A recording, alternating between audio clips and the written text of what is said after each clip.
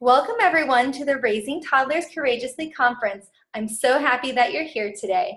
I'm your host, Devon Kuntzman, toddler parenting coach, certified gentle sleep coach, and founder of Transforming Toddlerhood.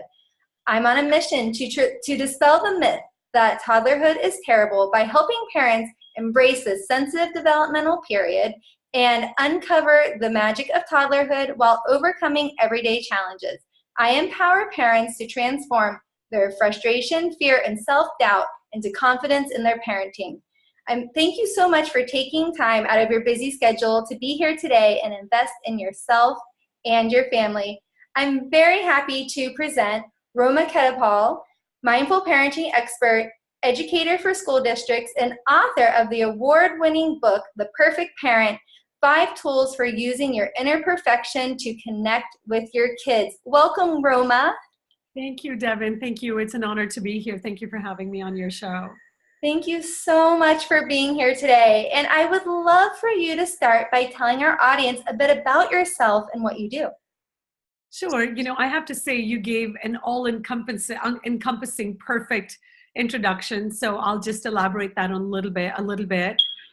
Mindful parenting, that's my passion. How can we be conscious with our kids? How can we extract our best? And like you, I'm passionate about helping parents do their very best and extract that inner perfection that each one of us has within us. So that's the parenting piece. I teach parenting workshops at school districts and community events, and I do individual consultations. In the educational realm, I've created a mindfulness program for the classified staff at school districts. So I train recess staff, before and after school staff, bus drivers, para-educators, you name it. I've been hired for so many different programs, and I've had the honor of creating so many different programs for school districts. And so far, the programs have reached almost, I would say, 40,000 children. So, and of course, junior lifeguards, that was a big one for me last year and this year. The program was picked up by the junior lifeguard programs. So I've done those across Los Angeles as well. So it's been wonderful. It's been really great. And of course, authoring and being part of the social community, all towards the same goal, helping adults who care for children and parents extract their very best so that we can raise kids to be happy, to think positive, to do good, and become mindful and conscious adults. That's beautiful. I love the work that you're doing. It's so powerful. And I'm curious, what inspired you to write The Perfect Parent? So it's an interesting story, but I started with children's products. And this was about 10 years ago.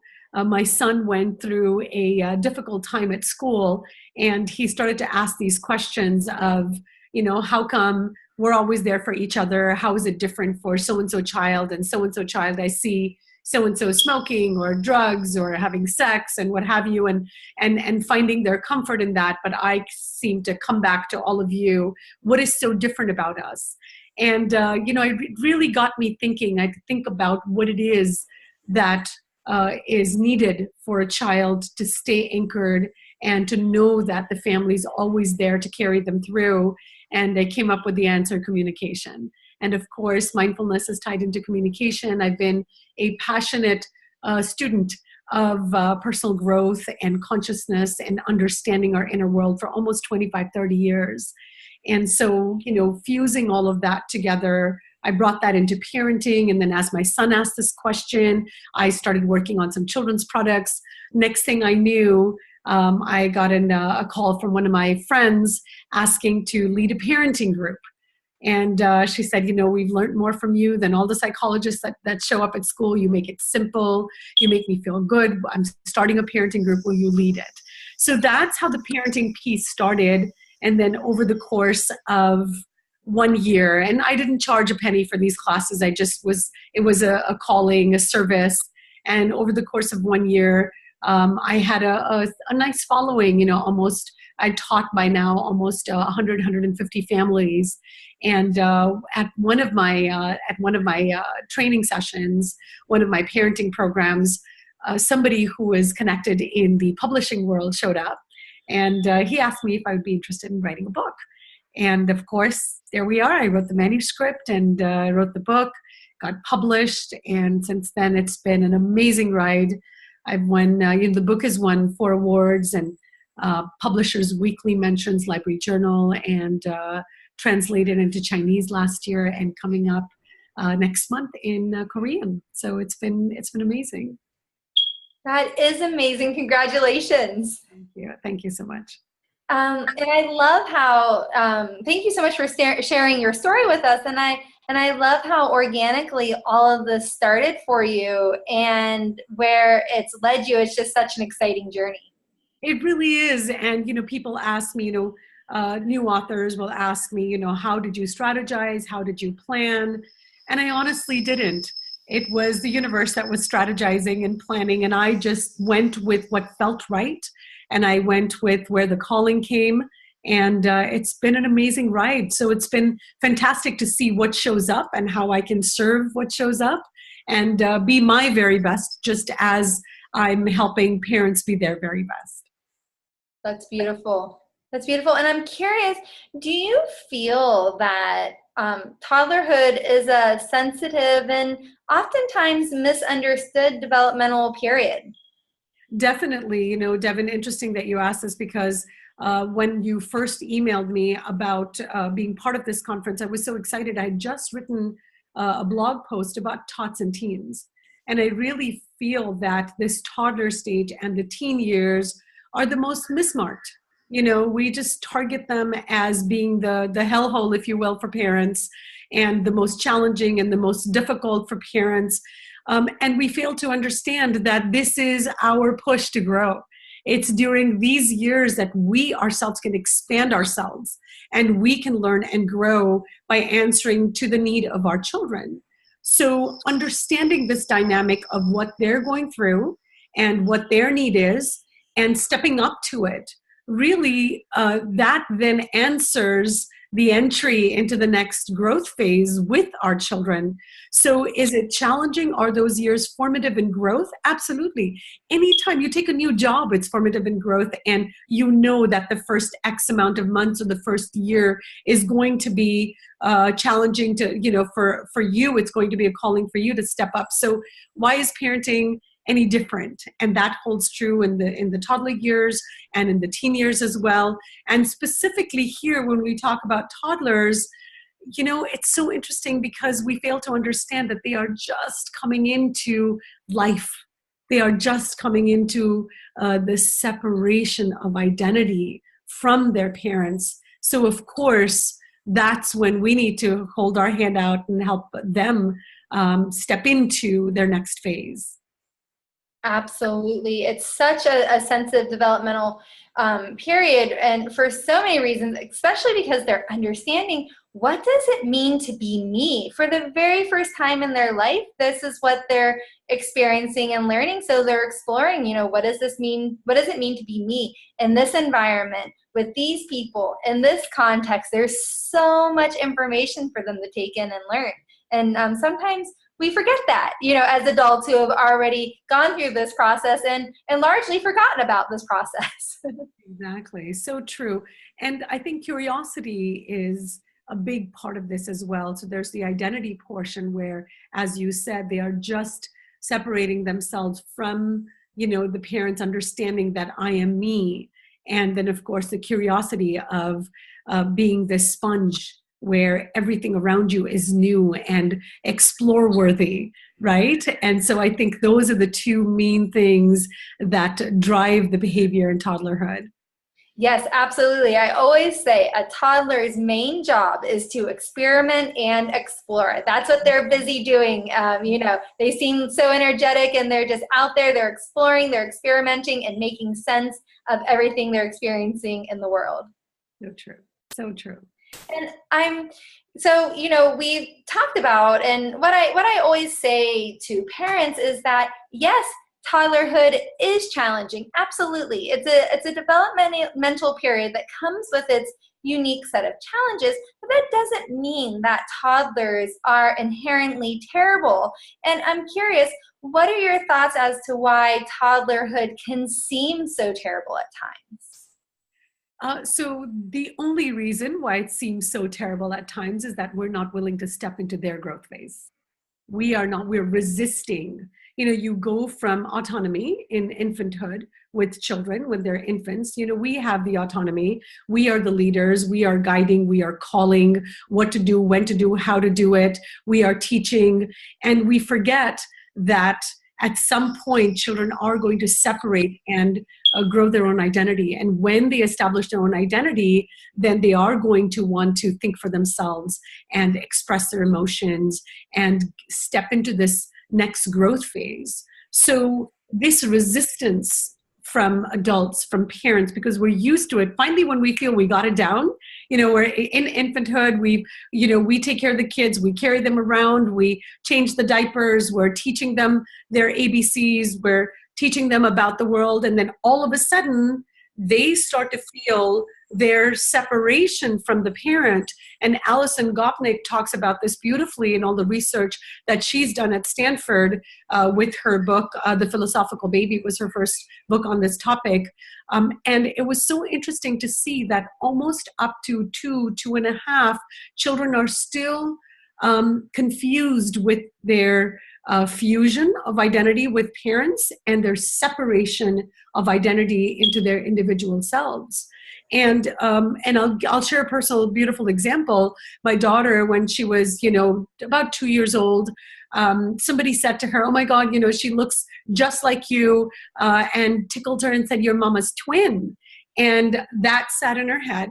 So every time she would be upset, at the end of it, we would make up with a cheek to cheek and say, "Tasha," her name is Natasha, she's 30 now, "Tasha, mama, twins." And so we would say that all the time, "Tasha, mama, twins." And we would hold our cheeks towards each other and give each other a big squeeze.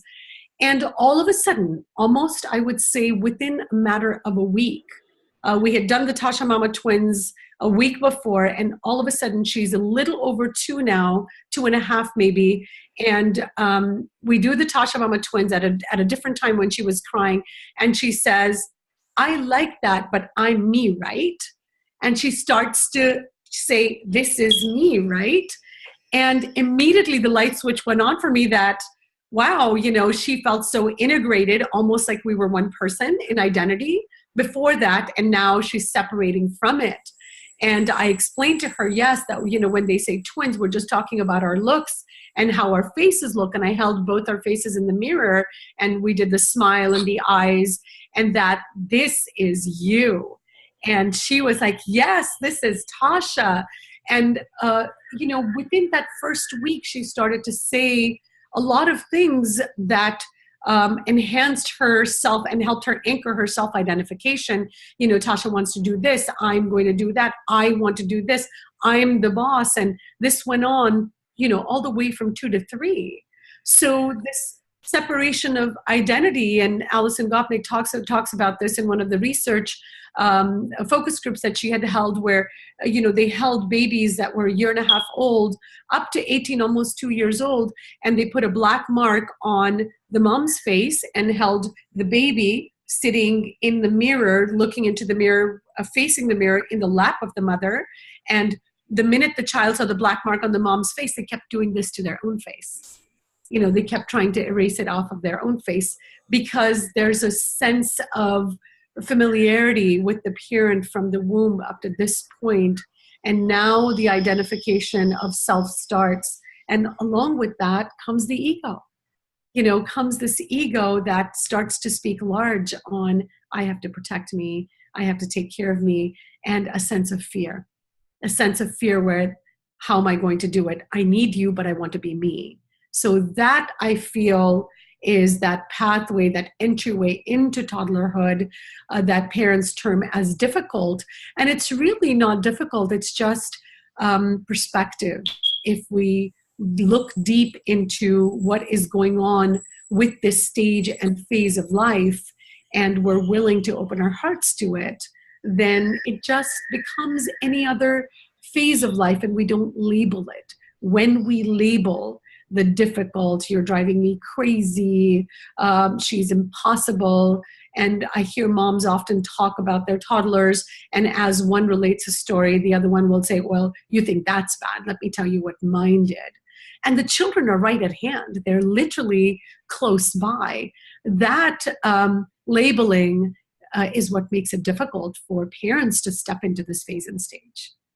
Yes, yes, it's true. And we, first of all, I love the example that you use because it really underscores that toddlerhood truly is a sensitive developmental period, is for many reasons, especially because children are learning, their sense of self. And we understand that, labels, the reason that we're prone to labels as human beings is because labels help us make sense of the world around us. They give things meaning. And that's why we have this tendency to lean toward labels. It's very interesting that when we start labeling a child's behavior and labeling a child as, this is who they are, it can really be detrimental to our perspective, how we see the child, their behavior, how we respond to them, and what the child learns about themselves. Absolutely. And that's the key difference, Devon, is, the labeling of the stage and the phase and the ages. And that is all for us to gain an understanding of their growth, their physical growth pattern. But when we start, as you said, spot on, when we start labeling the behavior, when we start labeling their feelings, that's when we create that wall of resistance within us, because now we're going to identify any similar behavior, any similar expressions of emotions right into that category as he is stubborn, she is stubborn, and make it more challenging for ourselves. Yes, absolutely. And, we realize that, toddlerhood does come with a set of unique challenges because there's a set of unique development happening. And I'm on top of that, then a lot of parents really feel this need to do everything right, to do it right the first time.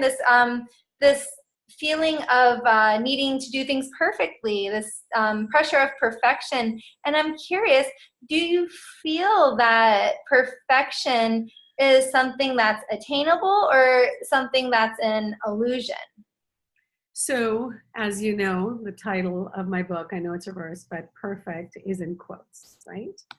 And there's a big intention behind that. And it's a myth that I wanted to shatter with parents, because we come into parenting wanting to pursue an idealized version of perfection, of, as you said, getting it all done, getting it all right, being in our mind the best if we get it all done and we get it all right. But truly, the only perfection that we need to look at in parenting is the moment in time, that perfect moment in time that we came together with our children, that moment of birth. That is truly the only perfection that we need to look at. Because if today, on any parent's worst parenting day, if I lined up a bunch of children and said, go ahead, pick a different one, we would still pick our own. And vice versa. On a child's most challenging day, if we lined up a bunch of parents and said, you can have another mom or dad, they would still pick their own. Because there's something inherent and innate about the natural order of perfection of that moment in time that this child came to us, that this child came in union with the parent. And that is the only perfection that we need to harness and focus and anchor. And when we have the toddler challenges, and if we remind ourselves that, my child is perfect for me, I am perfect for my child. This is the only perfection I need to attain. I for you, you for me. That's it. We're in this together. Then you do away with the idealized version of the societal pressures that we take on of getting it all done and getting it all right, because this is not a universal formula. as much as the universe guides each one of us, raising children is a one-on-one interaction. You have to respond to your child in the way they are. And you have to respond in the way that you know is right for you and how that aligns with them. That's the only perfection that we need to attain, is that rhythm of connection. That rhythm of connection is the rhythm of perfection, and that will be different for each child and each parent and each relationship. So looking outward into this idealized societal version of perfection is shattering, because now we're trying to fit our individual child and ourselves into a box that looks fabulous on social media. And you can never see behind that, obviously, but harnessing that within you, that ability, sharpening that skill which each one of us has within us. And this is how I start my book as well, with the 5 tools, is at that core of who we are is honorable parenting. That's the very first tool. Honorable parenting is honoring our children, their unique perspectives, their unique point of differences, the way they talk, the way they walk, the way they think, the way they feel, truly honoring that, and also honoring your own point of difference and what you bring to the table for your child in parenthood. That is so beautiful and so powerful, because sometimes, with all of the pressures of society and social media and just, everything that we're kind of bombarded with on a daily basis, we tend to forget that our child is a unique human being, and we as well are unique human beings. And so there isn't a one-size-fits-all approach for a parent and a child, because it's all about honoring and celebrating and understanding each other's uniqueness and using that to build this core foundation of the relationship. Absolutely. And it's brick by brick, right, Devon? It's step by step. It takes time to get into the rhythm of understanding 2 separate human beings and creating that synchronicity. And the most difficult part that parents have is matching up their intention with their behavior. We all want to raise kids that are amazing. We all want to raise kids that, that thrive and not just succeed, but actually truly thrive and live a joyful life, not a happy day-to-day, moment-to-moment life, but a joyful life. And the only way that our children will experience that is if we lay these foundation bricks, if we lay this foundation strongly and know that on this foundation, all can stand, and also yet be willing to be open to changes as they come along, that all of this could shatter in a minute and I'll have to start again. And this is what happens with every single phase and stage, talking about toddlerhood being that first formative stage, is that, now you've gone down to core values. Now you're going down to the foundation of that, honoring your child, their feelings, and who they are as individuals, and then hand-holding them into that next phase of development as they expand outwards. Because now in toddlerhood, they're understanding more of, what's going on outside. Their world is not closed in to just this relationship between parent and child and the siblings and the family and the home and the toys, and that now they're going outwards and starting to understand that they're a part of life. They are a piece of life. And how are they going to fit into life itself? And that starts with curiosity with the trees, or in a relationship, or wanting something right then and there, fulfilling their explosion of desire and needs and wants. And of course, so they have this surge of understanding of growth that is happening within them, both biologically and consciously, within their consciousness. Because there's a biological and the physical portion of who we are as human beings, but we also, once we start the connection phase beyond our own family, once we start connecting to the world outside, it's challenging to make sense of it. And this is where the breakdowns happen for toddlers. And this is, what parents get challenged by. And in those moments to remind yourself that, my child is perfect for my growth. And I'm going to step into this with grace, with commitment, with complete honor, even if I have to start fresh every single day. Mm-hmm. Yes, absolutely. And that's why I say to parents very often that each and every moment is an invitation to begin again.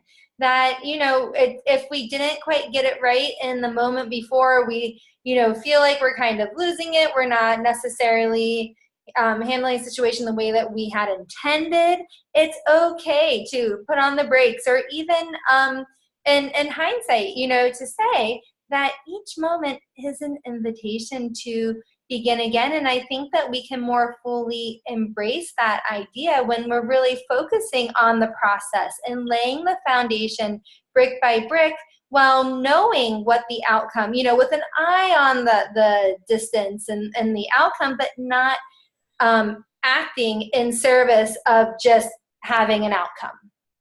Yeah, I love that, Devon. Before all my parenting workshops and any talks, I ask some basic questions. And one of the big questions is, what do we want for our kids? And of course, everyone answers all the way from happiness to safety to success and joy and thriving. And everyone knows what they want for their kids. My second question is, I ask parents is, what do you want for yourself? What are you looking for yourself out of this long ride of parenting? And 99% of the time I have complete silence, because we never really think about that. Interestingly enough, a lot of parents say, well, what do I want for me? I want my children to be happy. I want my kids to be successful. And I say, I'm asking you, what do you want for yourself? We've already established what you want for your children. Now, what do you want for yourself? And I'll answer that question for you. We're looking for a relationship. We're looking for a relationship. That's what we want in this long ride of parenting. Because when all is said and done, and when our children leave our nest and they fly away and start establishing their independent roots as young adults, it really won't matter if they end up at Harvard or are the president of the United States if we don't have a good relationship with them. Mm-hmm. That's the key, is to remember that intention and to make that your intention. You're not your physical goal, but you're actually your intention within you, in your consciousness, is developing that relationship. And that starts now. That starts in this moment, with the chaos and the resistance and the lack of compliance, and understanding that as we go into this together, this relationship is going to be a teach and learn relationship. This is not just I'm going to guide the kids and I'm going to teach them, but that they are our teachers just as much. What are we going to learn from them? And when that angst, when that resistance, when that labeling rises within us, if we just step back and reflect on these two things, what is my intention with parenting? It's a good relationship. And how I'm going to get there is knowing that this child is there to teach me as much as I am there to teach them. So what is my calling? How should I step up? What do I need to do? Just that shift in perspective takes us into a certain calmness within us. And once we get to that calm phase, then the resistance vanishes. Then we're all of a sudden brainstorming on what are next steps? How should I do this? Because we know our child the best. No one knows our children like we do. So if we end up with this emotional chaos of, oh my God, this stage, this phase, how am I going to do this? Then we lose connection with our intention. And if our intention is to build that relationship, then our heart opens up and the steps will show up because we know our children best. Absolutely. I couldn't agree more. And, one thing that I really feel is that when you boil down parenting to its very essence, it is a relationship. And so what we're doing is we're cultivating a relationship with another human being who just happens to be our child, or the child that we're caring for, or our grandchild. That really what we're looking at, it's the essence is cultivating a relationship. And you're right. This is something that we're doing every moment. It starts now. It's not something that we just decide one day, okay, so now we're just going to start this. It's already happening. Yes. And understanding this, Devon, you talked about essence, and I think that's a beautiful point to touch upon. We think that we have autonomy and ownership over our children. My child does this, my child will not do that, my child will never do this, I will not tolerate my child doing, talking curse words or talking badly or disrespectfully or whatever that might be. We forget that we have to turn it over to the children in order to help them grow. And we have to understand, as Khalil Gibran says, that our children came through us and they are not ours to own, they are ours to nurture. And if we understand this in the challenging phases of parenting, then we can take a step back and come into ourselves and reconnect with ourselves. The biggest disconnect in parenting is that we don't know who we are. We are not connected to ourselves. And when we're not connected to ourselves, facilitating a connection with the child then becomes even more difficult. And I talk about this in the second tool, approachable parenting, is how can we make ourselves more approachable to our children? How can we build that trust with our children? And that starts with the tool that I have. It's called Take 5. So take 5 minutes a day, every single day. Take 5 minutes a day with your child to do nothing. No thing. When we do nothing, when we do that no thing, we learn what it is like to harness a connection in the quiet, in the being, not in the doing. Parents say this all the time, but I'm driving my kids all around town all the time. Is that connection time? And the answer to that is no. No, you cannot connect when you're doing like you can connect when you're being. So taking that 5 minutes a day not only harnesses that connection of being with the children, what it feels like, but also builds that trust, builds that relationship, and quietens down, opens down the space for the child to know that that is going to be my time to ask whatever I want, to feel whatever I want. And in the case of toddlers, obviously, the first challenge that I have with toddler moms and dads is, well, my child keeps talking. They don't know how to be quiet. So the point is not to be completely quiet, and of course, age appropriately. As they get older, they will learn to be quiet in this time. But it's about dedicating time without an agenda with the children early on. And toddlers love this. I have 4-year-olds telling their mom, you screamed twice today. We need to do take 5. Reminding the parents that let's do take 5. Let's take that 5 minutes a day to do nothing. And of course, being in touch with nature at that time, sitting outdoors, really is a calming way to reconnect with life and to the presence, the essence of our children. If we don't connect to their essence, then there's always going to be a disconnect in parenting. Mm-hmm. Yes. I love this. The idea of essence is so beautiful. And I'm curious, what advice do you have for parents who want to cope or are trying to cope with this pressure of doing it right, and they're kind of creating this paradigm shift as we speak in their parenting? This idealized chase to perfection is going to get us nowhere. It's like the hamster wheel. Eventually, you're going to get tired and you're going to fall off and say, I really don't care. So start with that from the beginning. Know that this is not a race. This is a building. This is a block by block, cell by cell, drop by drop accumulation of life, of experiences. And focus on how you feel on the experiences instead of what you're going to achieve out of the experiences. We have this expectation of, again, a version of my child should be like this, could be like this. And when the children don't meet up to that expectation, such early stages and phases of life, we feel like we are not good enough.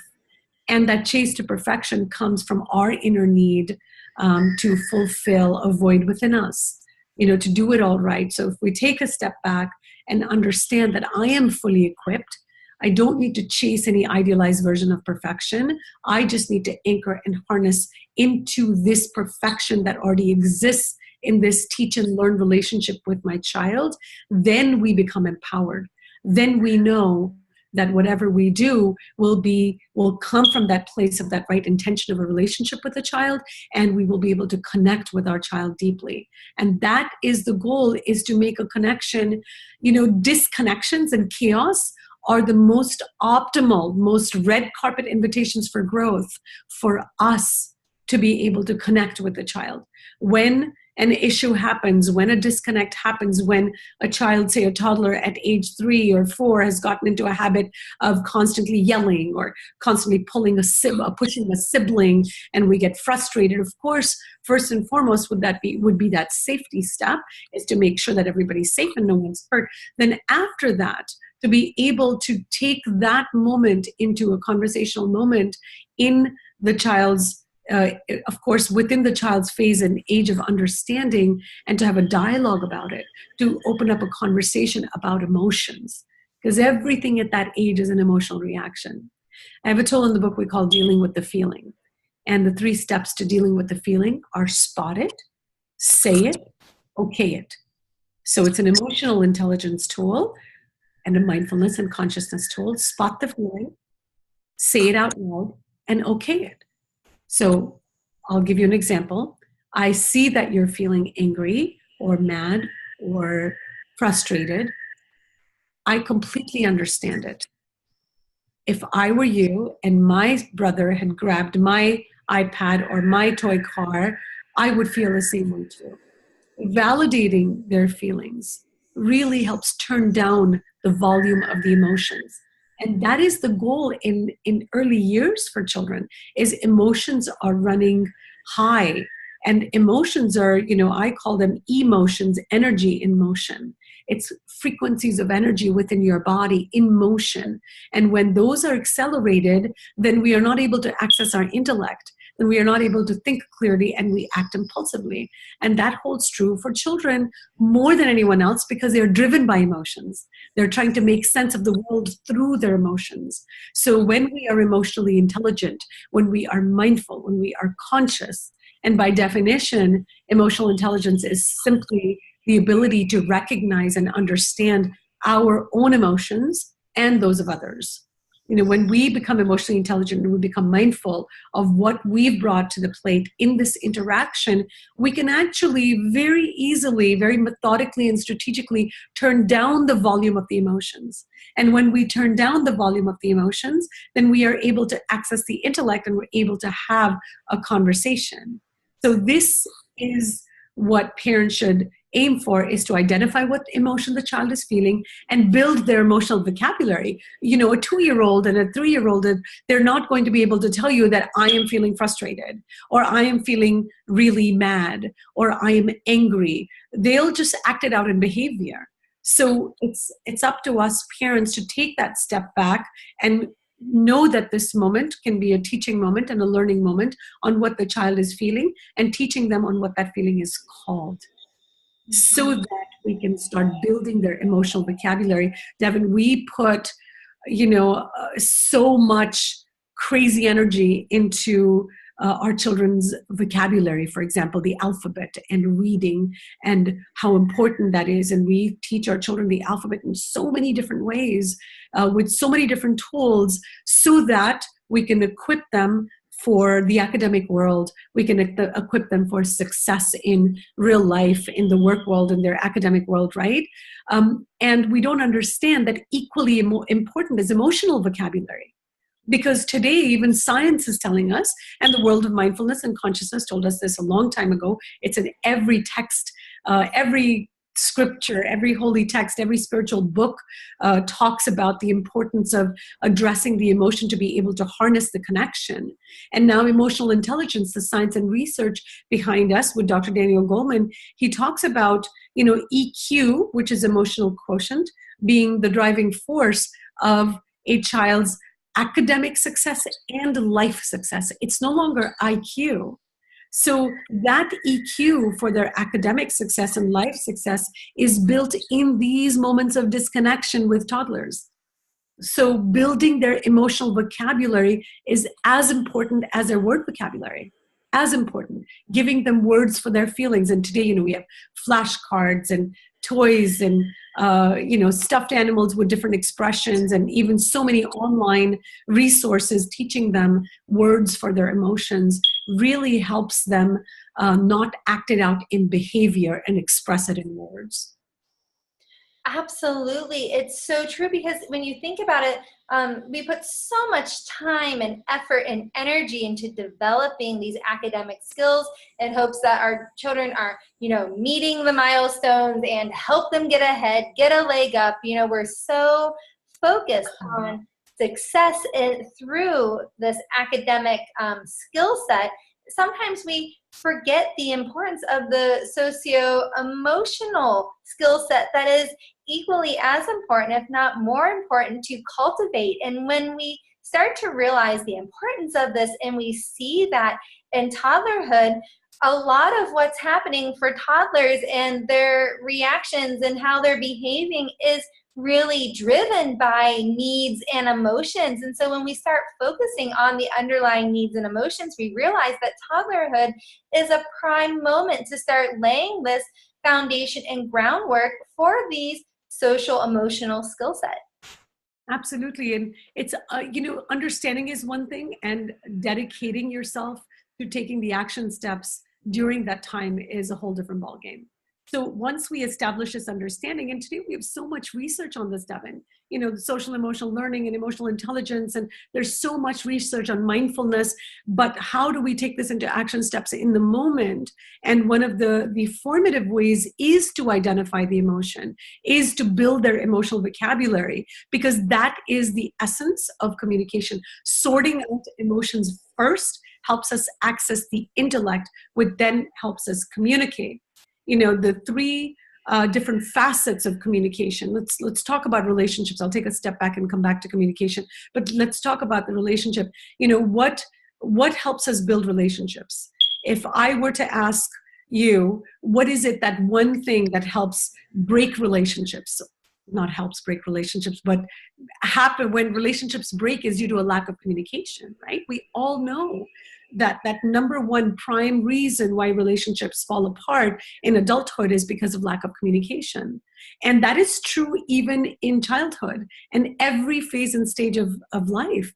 Is if we do not teach our children effective communication habits, not just skills, but we don't make effective communication a habit, then their success rate and thrival rate and their portal to joy is minimal.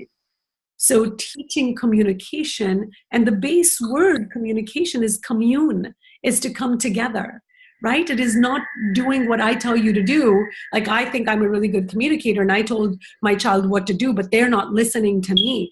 That is not communication. Communication is communing, is how can we come together on a common platform to open up that dialogue. And so if relationships are driven by communication, and if communication is key, then we need to know what communication is all about. I mean, if we were to make a really good quinoa salad, wouldn't we look at the ingredients? We would want to know the ingredients. So then what are the ingredients of communication? And that's a threefold facet. There's thoughts, feelings, and expressions. Thoughts is, of course, our intellectual thinking, what we're thinking, this ticker that we have constantly going. Feelings, they come from our emotions, and our behavior, our expressions, our physical expressions, our tone of voice, the choice of words, our body language, all of that is determined by our thoughts and our feelings, what we're feeling inside of us. And with children, emotions are the driver of, communication breakdowns. Every communication breakdown is because of an emotional eruption. So then how can we turn a communication breakdown into a breakthrough? The only way, if the driver is the emotions, then get the driver off of the driving seat and turn the volume of those emotions down and address those emotions. And that's where dealing with the feeling, the emotional intelligence tools come in.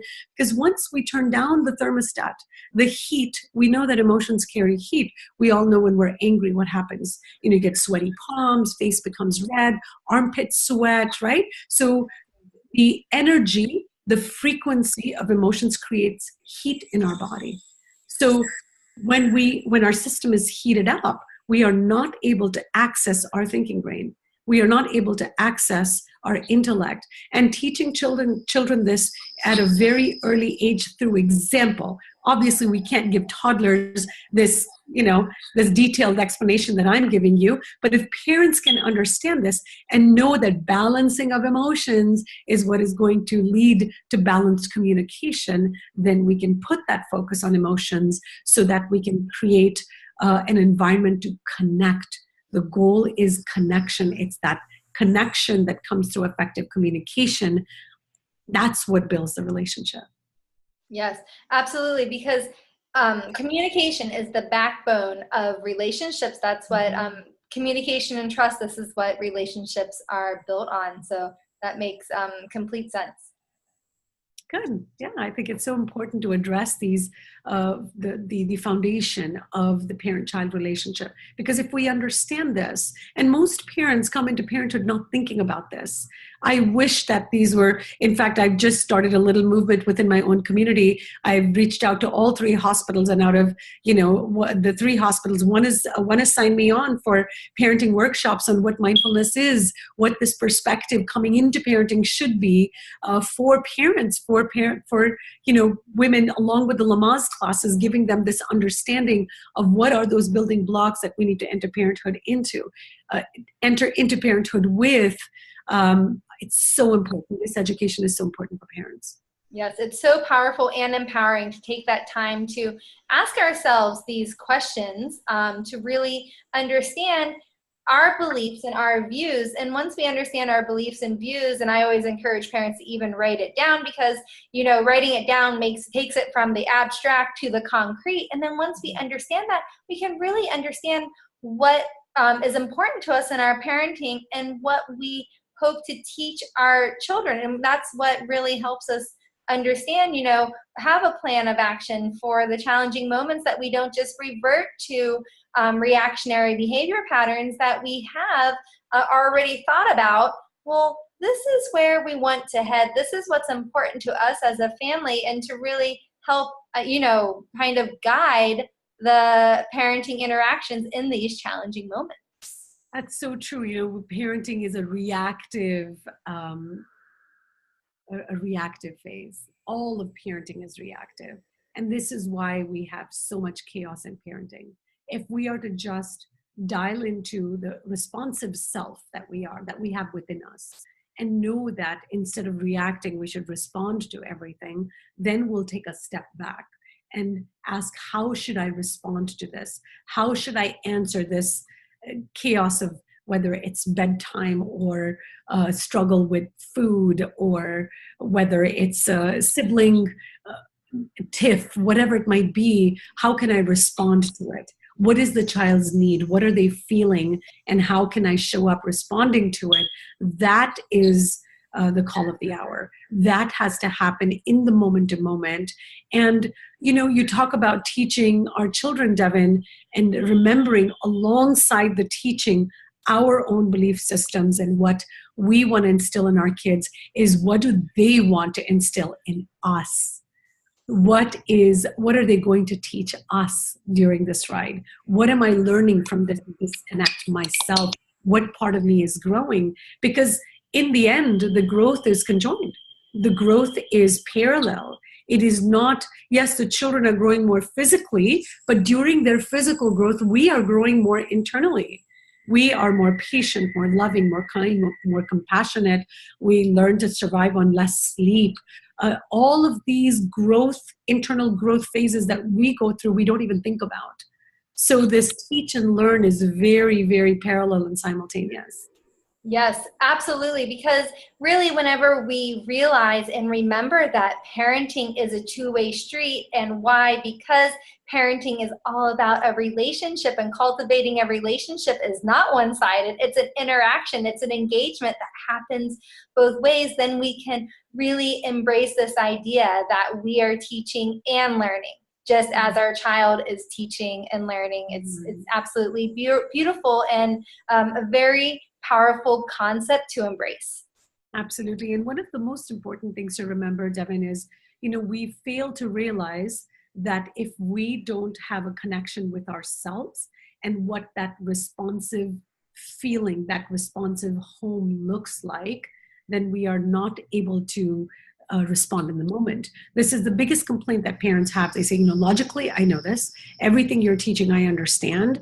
I get this. This has shifted my perspective. I've had a huge shift, and I'm great with my kids in the day-to-day. I've really learned to be more responsive in the day-to-day. However, when there's chaos, while I'm making dinner, the kids are fighting and tugging and pulling, and my husband called and he has a flat tire, and I'm dealing with all of this, I don't know how to manage myself in that moment. What do I do in that moment?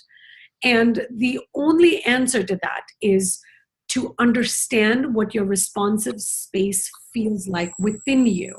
And that can only come from either taking quiet time or following your breath for 5 minutes a day or meditation, whatever you do to understand and get familiar with your responsive state within you. And once you anchor that, once you know what that responsive state feels like within you, what that home feels like, it's your home. We don't realize it in words. We don't realize it even as we go through the day-to-day, but we all have an inner home that we turn to, and we use that. For example, when we're upset and we tell somebody, I don't want to talk right now, I need to think about it, or I need to be left alone, or I'm really tired, I'm going to curl up with a book by my fireplace. That is the retraction. That is going inwards to your quiet space. And if we can get more and more familiar with the address of what this home feels like in quiet time, in meditation, in following your breath, whatever technique you use, there's so many apps now, Headspace and meditation. I mean, there's so many ways of understanding and getting familiar with this feeling inside of us that is our home. If we dedicate ourselves to that, then come chaos, come conflict, come a challenge, we're able to enter that space from this home. We're able to enter that space from the state of responsiveness. That is so true. And this last hour has just been so enlightening and so rich with tools and techniques and knowledge. And unfortunately, our time is coming to a close. I would love for you to tell us where our audience can learn more about you and your work. Of course. So you can find me and all of my work at toolsofgrowth.com. On Instagram, handle is Tools of Growth. You can find me personally on at Roma Khet, ROMAKHET. So I have both handles, and of course, Facebook, Tools of Growth. And I have a blog post that I put out every week and a lot of videos. All my events are on my website. So yeah, please follow and let's all create a great community so that we're there to support each other during the challenging toddler phases of our children. Yes, absolutely. Community is so important. And I'm curious, do you have a last piece of advice or words of encouragement to leave our audience with today? Know who you are and come from that space into parenting. That's the only way that you're able to understand who your child is and what their needs are. That's beautiful. Thank you so much. And thank you for being here today to share all of your wisdom and passion with us. It's been really powerful and beautiful. Thank you. Devon, thank you so much for having me. It's been a pleasure and an honor. Thank you so much.